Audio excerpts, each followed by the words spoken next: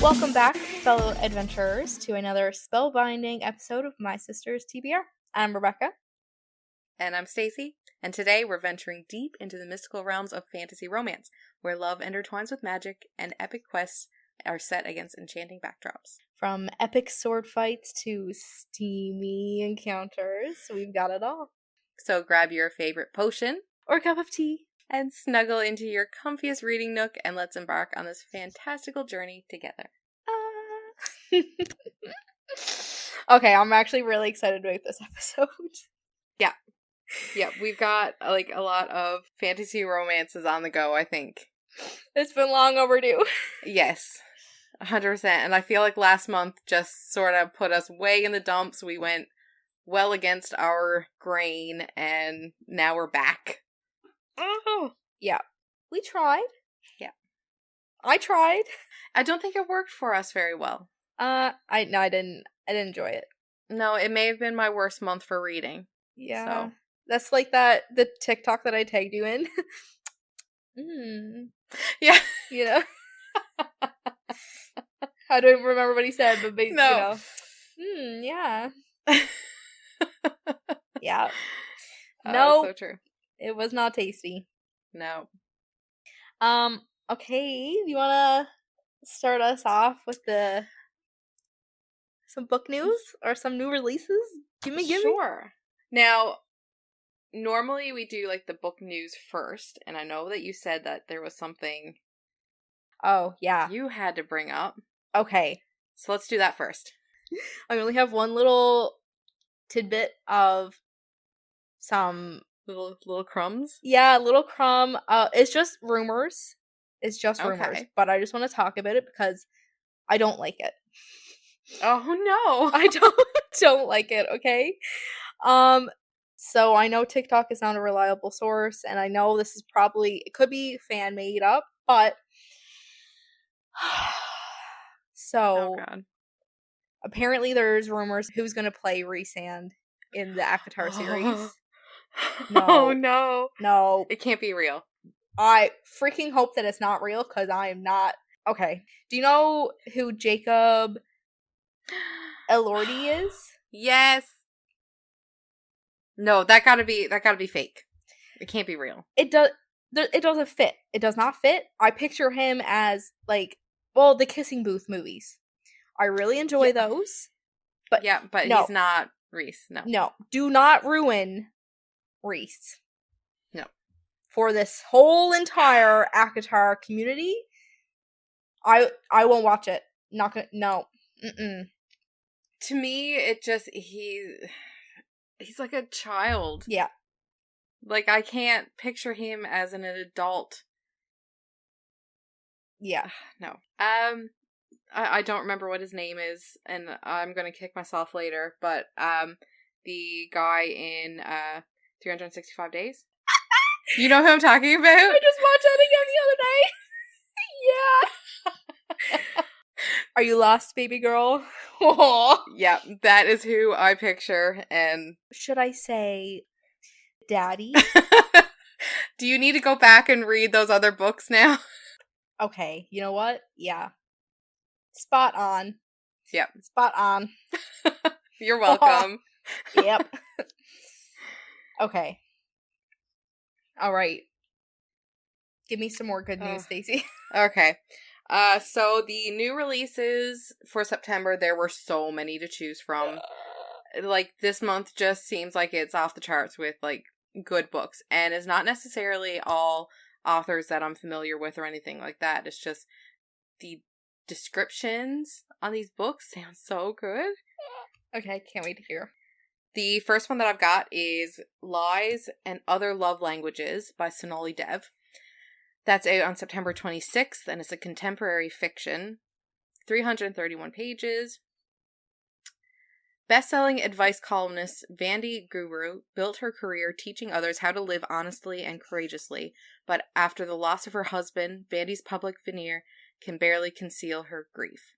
When her beloved daughter Malika suddenly disappears and her estranged childhood best friend Rainey returns, stirring up long-buried secrets, Vandy's carefully crafted life feels at risk. Aspiring choreographer Malika Guru, is tired of failure. When another audition ends in rejection, she signs up for a genetic study to find out why she's so different from her accomplished family. But the results reveal her whole life to be a lie, and Rani seems to be the only one who knows the truth. Rani sacrificed everything for Vandy once, but to hold on to the life she's rebuilt, she must confront her troubled history and face Vandy and Malika. Join these three extraordinary women as they journey from LA to Mumbai on an incredible path of discovery, hope, and love. Oh. Okay.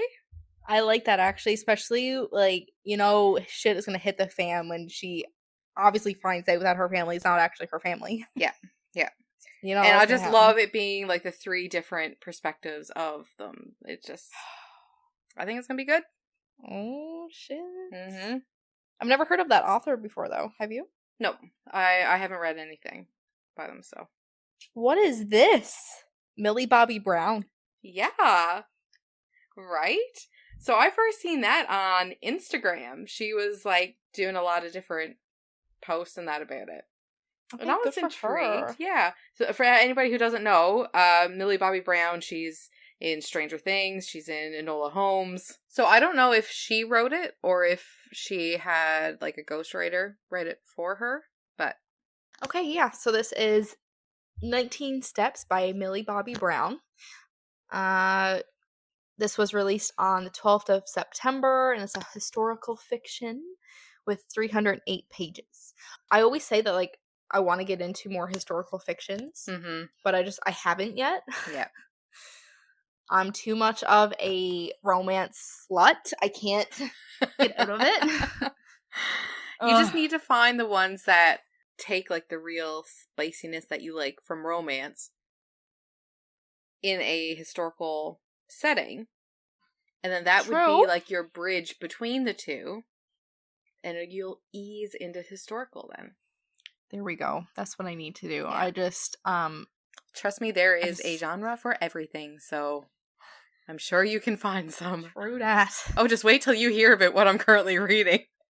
Oh god, I can't wait to hear it. Okay. All right. Fill us in on what this one's about. It is 1942, and London remains under constant threat of enemy attack as the Second World War rages on. In the Bethnal? Yeah? Bethnal? Yeah. In the Bethnal Green neighborhood, Nellie Morris counts every day lucky that she emerges from the underground shelters unharmed, her loving family still surrounding her. 3 years into the war, she's grateful to hold on to remnants of normalcy. Her job as assisting the mayor and nights spent at the local pub with her best friend.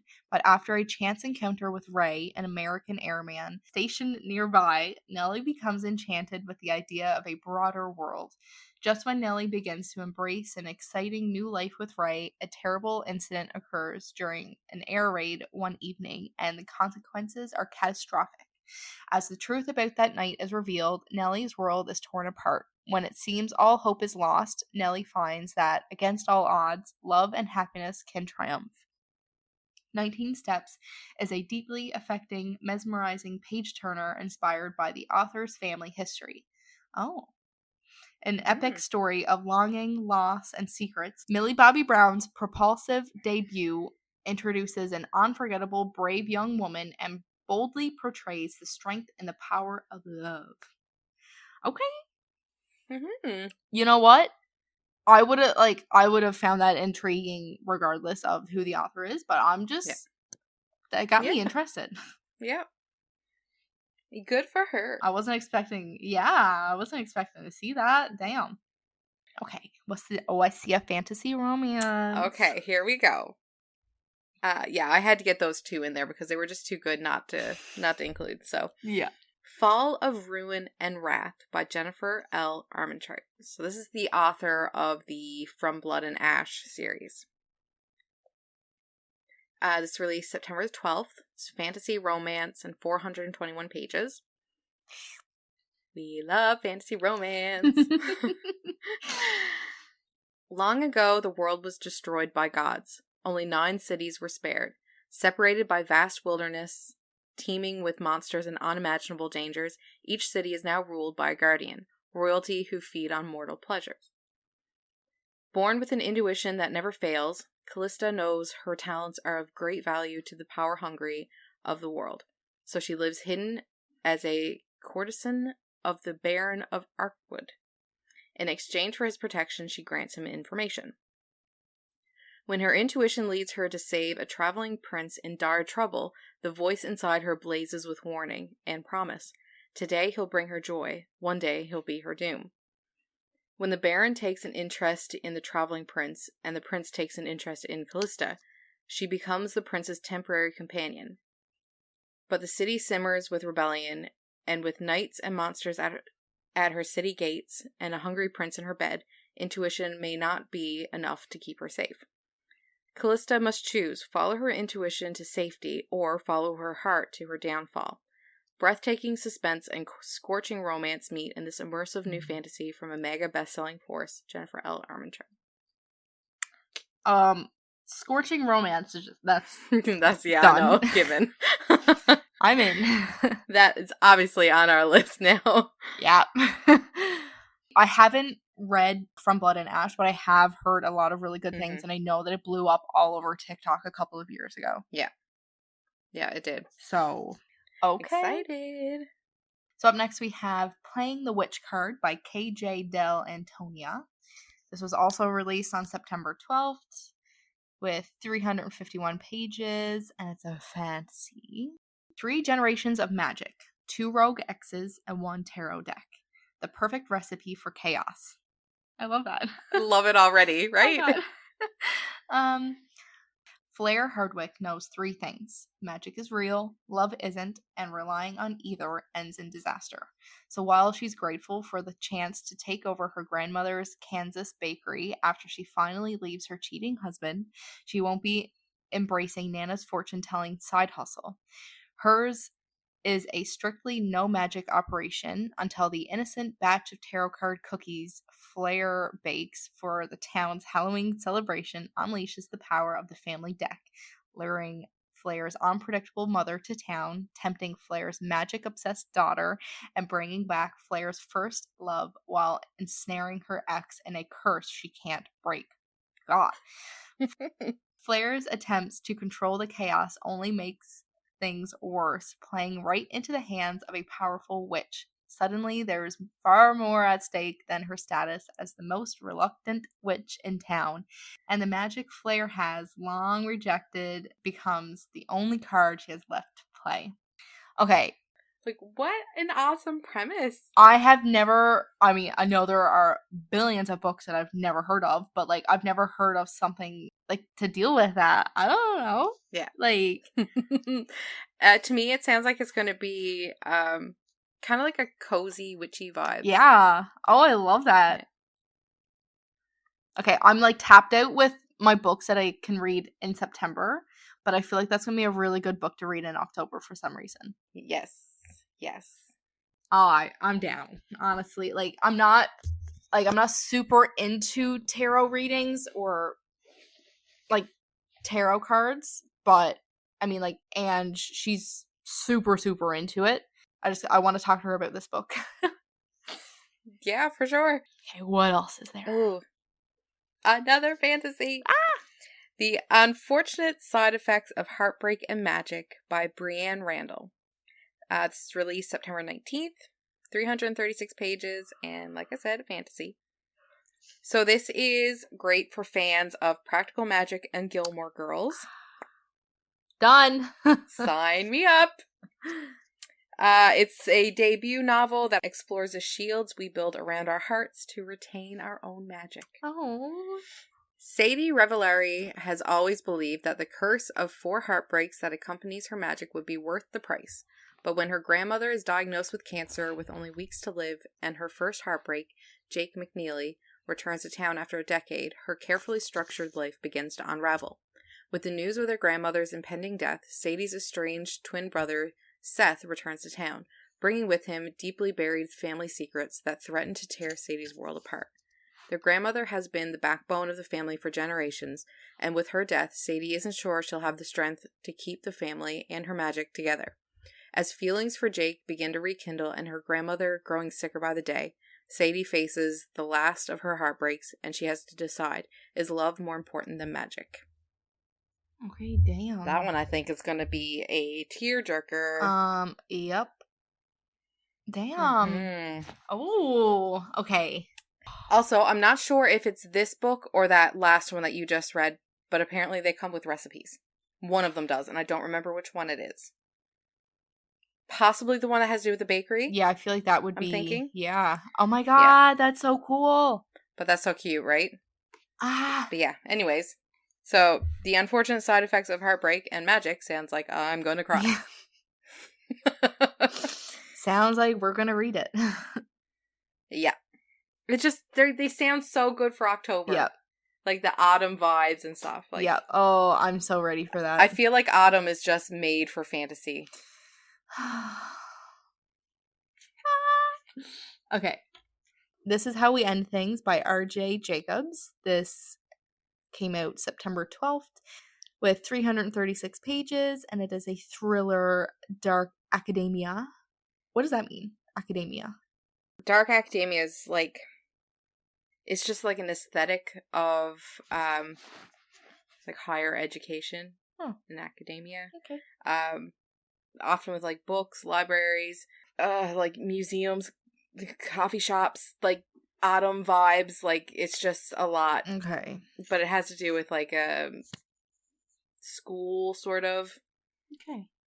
It's hard to explain what aesthetics are. Yeah. Like you just have to like word vomit things that go hand in hand with it. But like a lot of people say like Harry Potter is dark academia. Oh. Okay. So yeah, so Okay. that's another way to Okay, I like it. carry on. Okay. Campus is empty, a winter storm is blowing in, and someone is lurking in the shadows waiting for their chance to kill again. Forest, North Carolina. Under the instruction of enigmatic Professor Joe Lyons, 5 graduate students are studying the tedious science behind the acts of lying, but discovering the secrets of deception isn't making any of the students more honest, though. Instead, it's making it easier for them to guard their own secrets, and they all have something to hide. When a test goes awry and one of them is found dead, the students find themselves trapped by a snowstorm on an abandoned campus with a local detective on the case. As harbored secrets begin to break the surface, the graduates must find out who's lying, who isn't, and who may have been capable of committing murder. It turns out deception is even more dangerous than they thought. A foreboding new dark academia thriller of deception and suspense, This Is How We End Things follows the unraveling of a close group of students as they contend with what it means to lie and be lied to. Okay.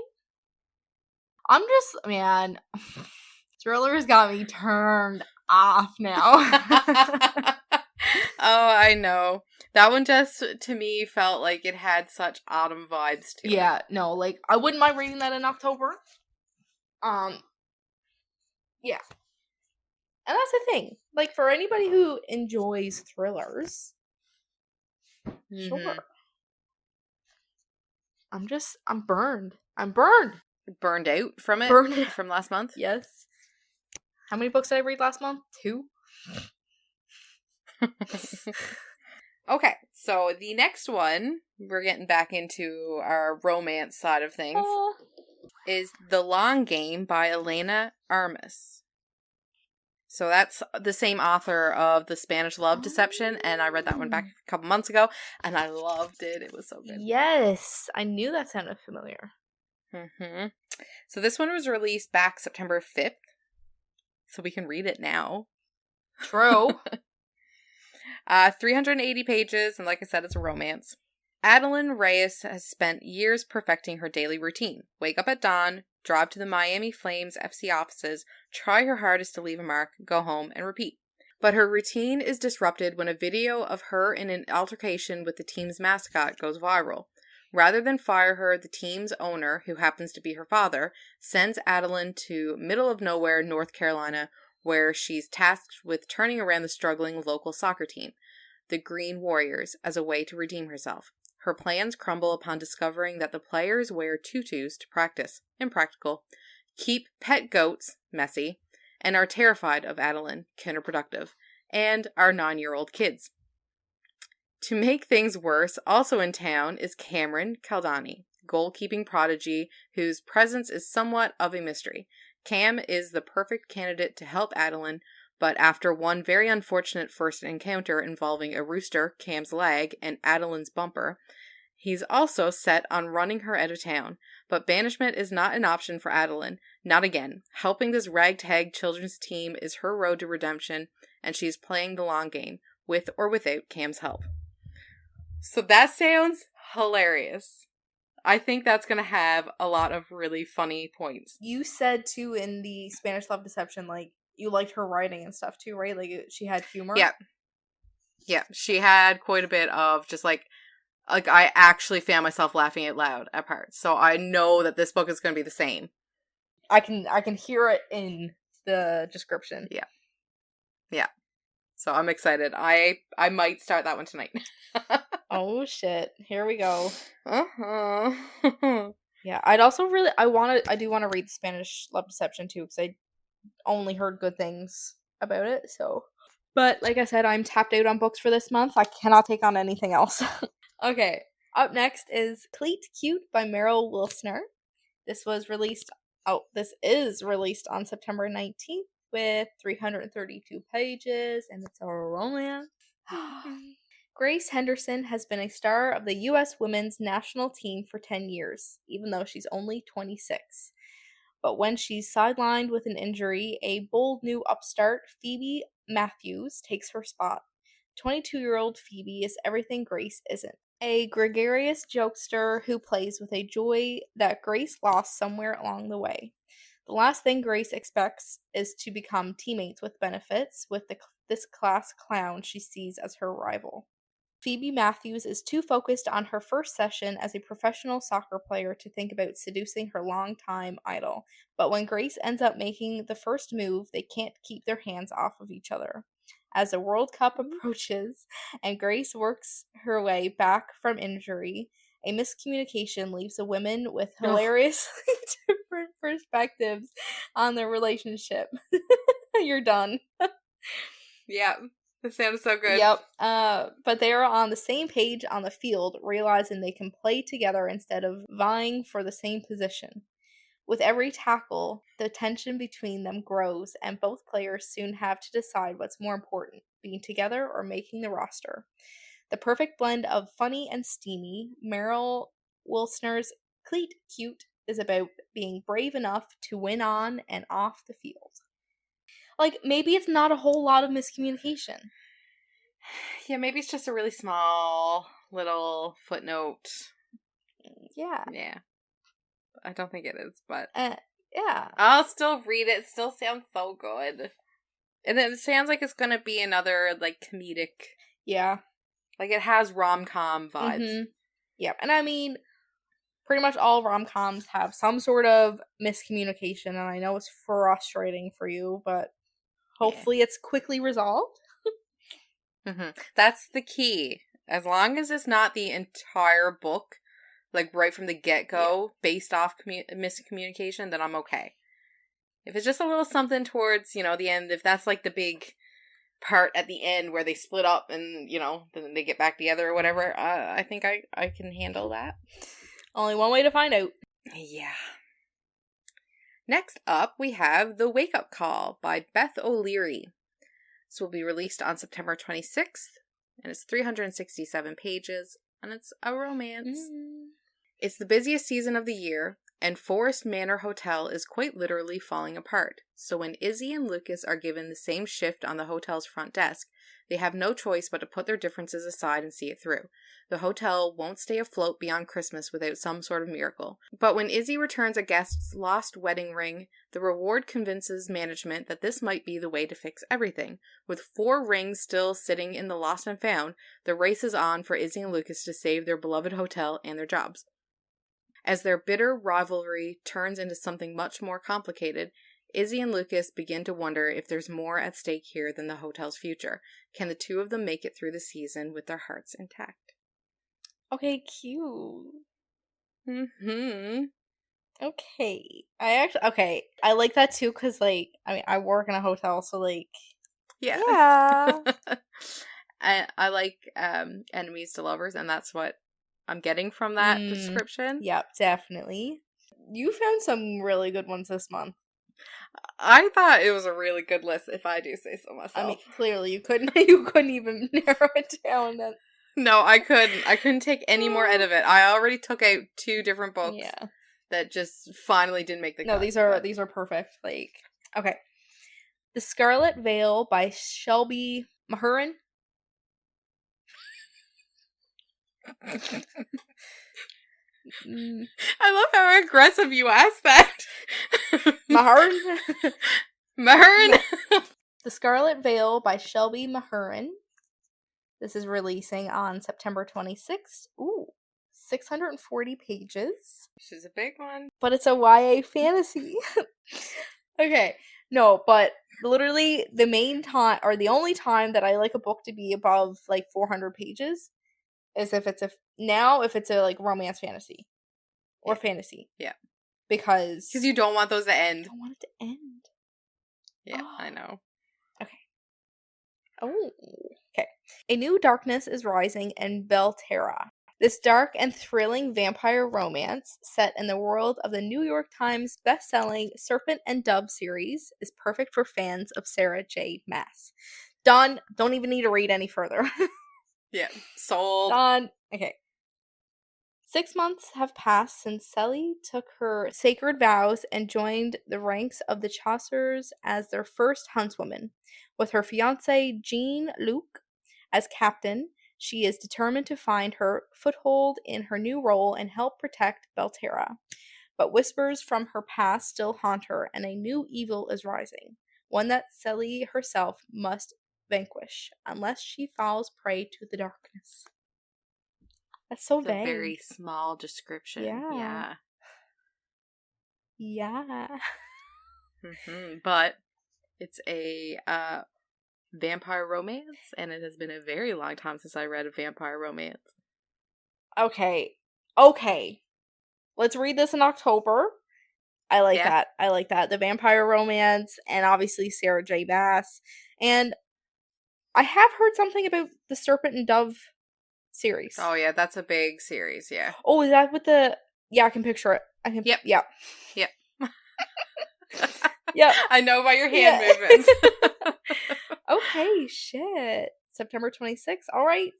Done. That's a really good month worth of releases. There's so many there that I want to read. Like all of them. That's why I couldn't narrow it down. Add it to the TBR. Okay.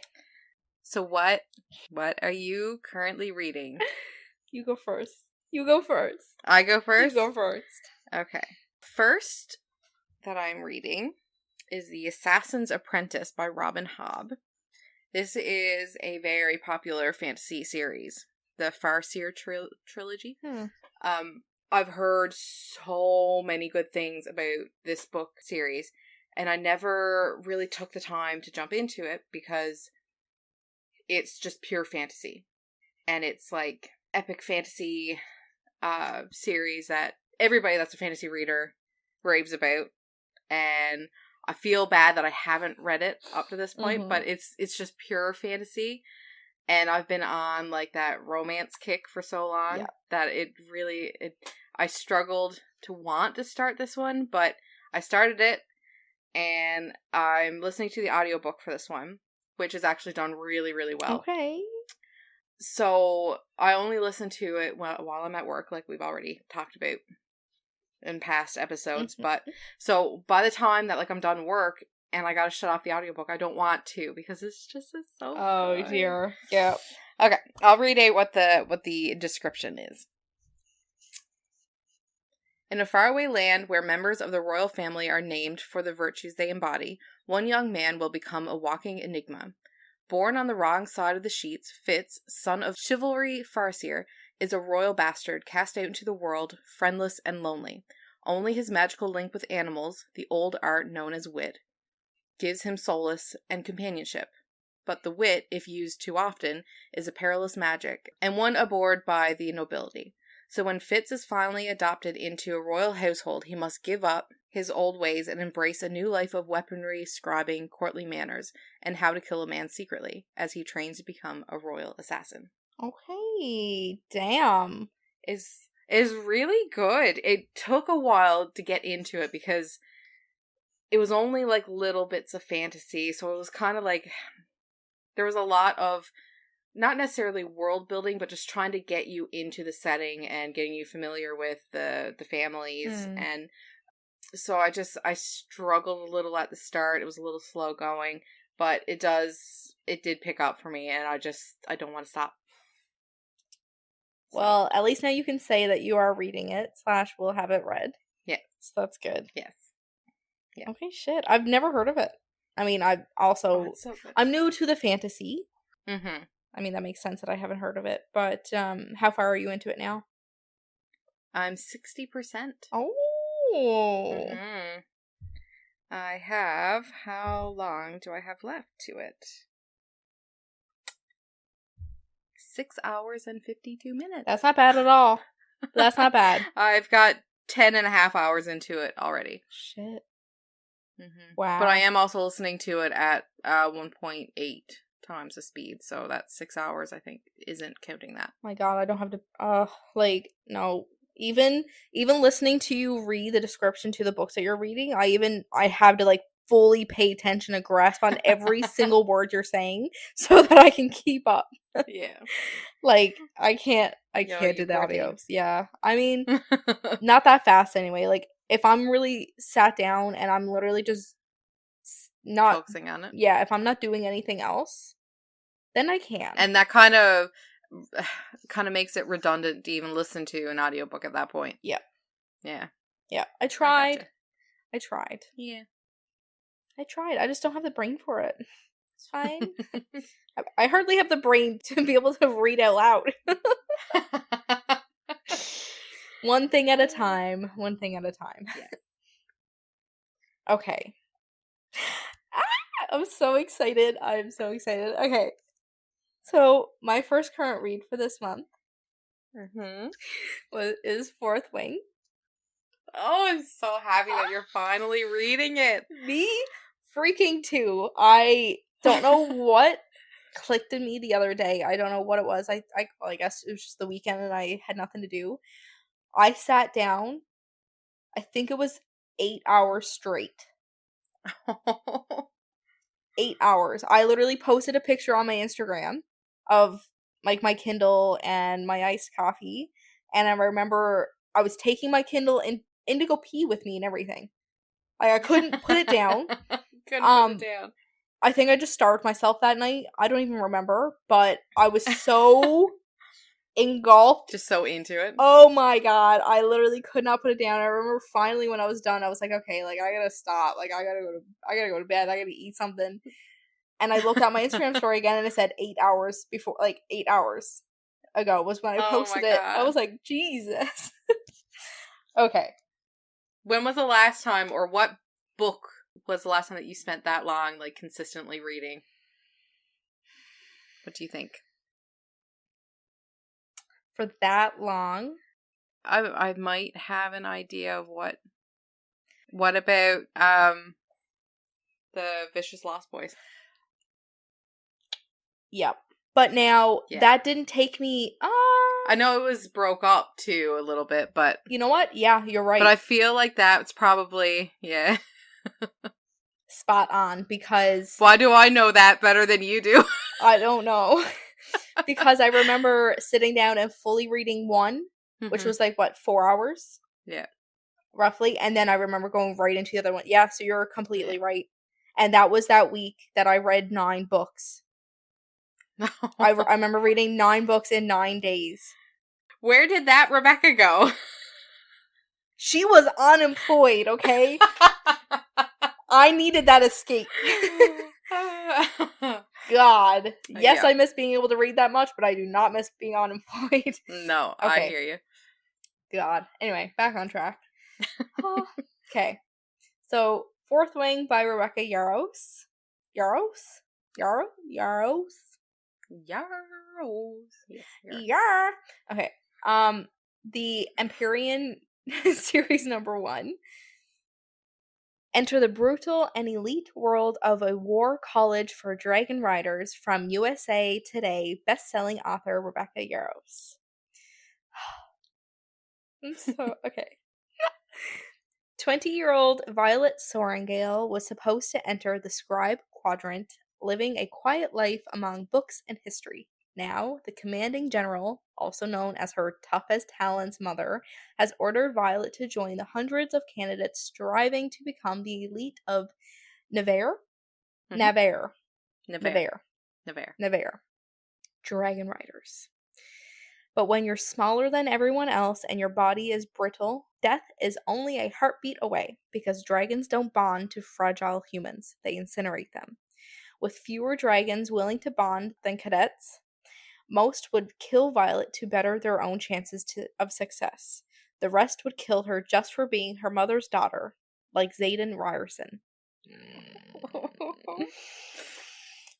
The most powerful and ruthless wing leader in the Riders Quadrant. She'll need every edge her wits can give her just to see the next sunrise. Yet, with every day that passes, the war outside grows more deadly, the kingdom's protective wards are failing, and the death toll continues to rise. Even worse, Violet begins to suspect leadership is hiding a terrible secret. Friends, enemies, lovers, everyone at Basgiath War College has an agenda, because once you enter, there are only 2 ways out: graduate or die. Okay. Xaden Ryerson? Good lord? I know. Oh my god. Hello? Mm-hmm. Enemies to lovers? Hello? Yep. We love that. Wow. Like, I don't know at what point it was that I just literally couldn't put it down, but I feel like it was very early on. Like, it was so descriptive. I can close my eyes right now and I feel like I can play back what I read as a movie. Yeah. I said when I finished that book, I felt like I'm saying goodbye to my friends. Like, that was as sad as that is. No, but I understand now. Yeah, I just felt so, like, connected to the characters and the story itself that I was just like, man, this sucks. Like, this book is over now, and what is my life now? Yep. I completely, oh my god. Yeah. I'm on page 269 of 664. So I still have a way to go yet, but oh god. It's way up there, like, with ACOTAR for me. So far, it's literally one of the best books I've ever read. I can see why. Yeah, the next book is out in November. Ah. So there's still a couple month wait, but I'm so excited. Okay. Oh I don't even know if I should even say this, that I'm reading this on the podcast. It's different from what I would normally read. Not too different, but it's a little extreme. So it's called Titan. But then down below the title, it says a Gargoyle Daddy Dom romance. Stop it. I don't know how I found it. I don't know why I clicked to read it. The picture was interesting. I friggin' believe it was interesting. So, oh my god. Okay, when you said, okay, never mind. Never mind. No, I need to hear this. When you said Titan, I wasn't picturing Titan. I was picturing Tighthen. No. That's why I had the reaction that I had when you first said the name. I was like, okay. No, Titan, like the name, like Titan. Yeah. Okay. Okay, I will read it out. Don't judge me. Do you know? It's me. Of course I'm not going to judge Okay, you. listeners, don't judge me. Okay. Living, breathing gargoyles shouldn't exist. Juliana should be running for the door, but the way he looks at her and touches her awakens new desires. Yes. When former child star Juliana Novak loses everything to her shady managers, she'll do whatever it takes to win her dependence back, even if it means rushing to find a new sugar daddy. When Titan, a wealthy businessman, makes her an offer she can't refuse, she soon realizes he may not be what he seems.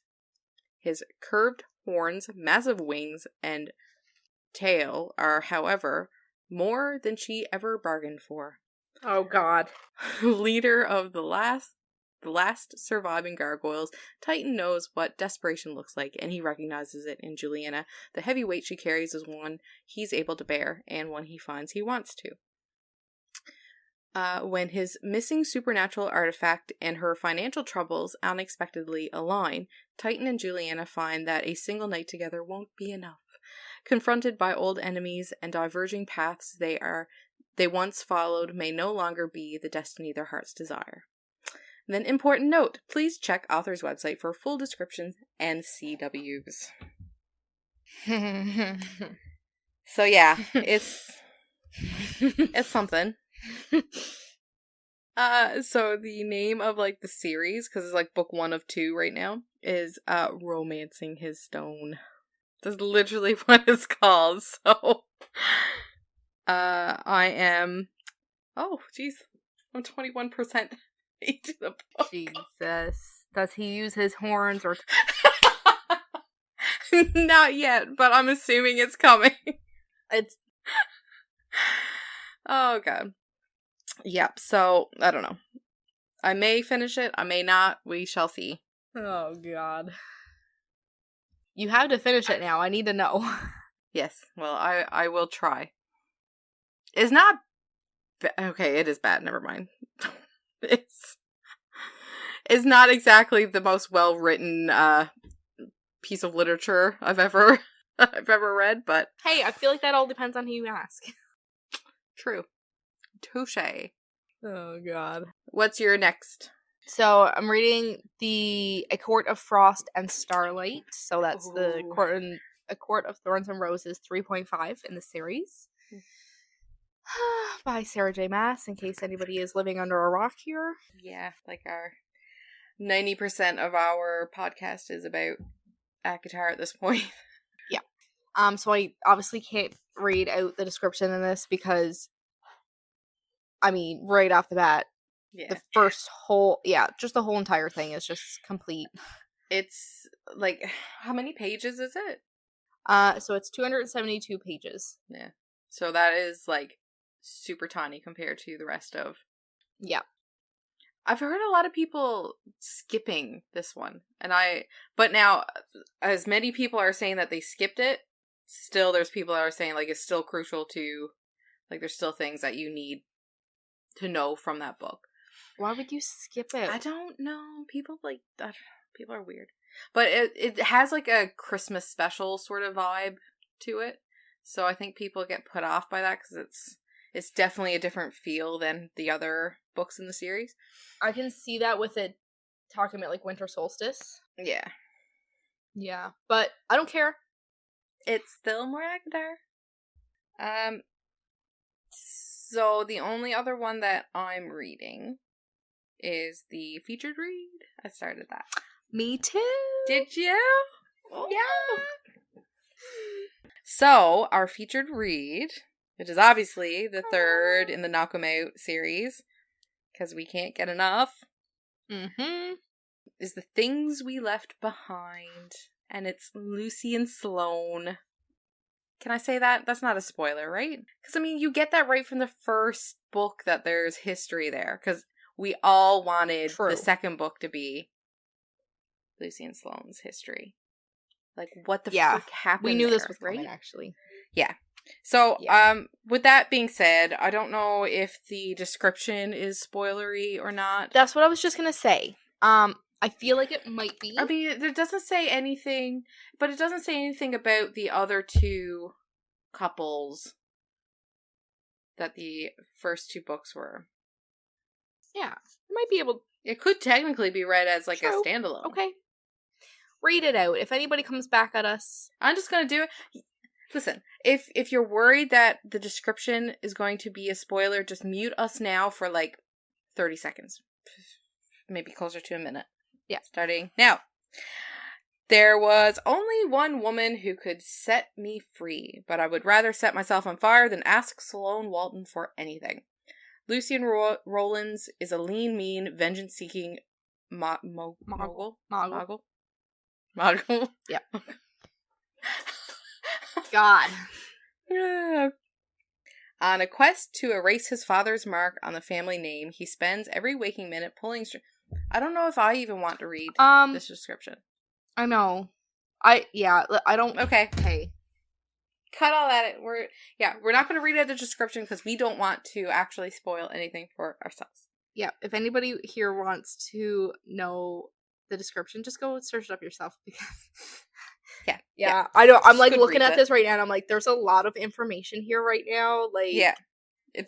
I know that's what I was thinking. Like, I was looking at the description and there's like paragraph. Yeah. I don't want that much going into it. No. Okay. Are you like very far in it or are you just like a couple pages? Page 23 of 648. You may be further than me. Oh, page 20. Okay, look at us. Yeah. But yeah, I like it so far. It feels very much like we're right back into the other first 2 books. Like, she didn't lose her humor. Yep. And, like, Sloane, obviously... but you know what? I didn't expect Sloane to be that old. No? No. When I pictured her, I pictured, like, my own age. Like, younger than Naomi? Yeah. Yeah, I could see that from, like, the first book, yeah. Yeah, and I don't know if that was just me, like... You know, she's working my dream job.